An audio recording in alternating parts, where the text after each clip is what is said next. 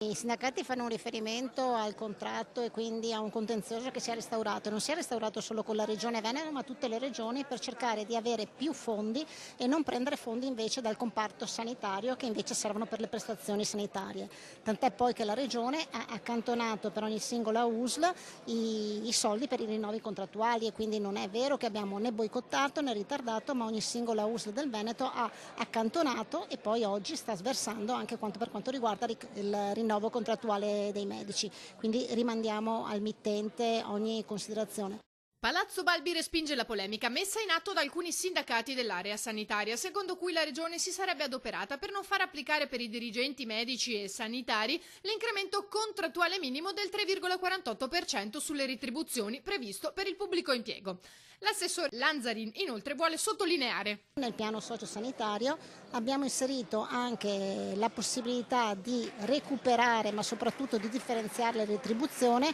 in modo da andare incontro soprattutto al problema che c'è nella montagna, nelle aree più disagiate, i pronto soccorsi, che sappiamo oggi sono i punti e i settori che stanno soffrendo di più.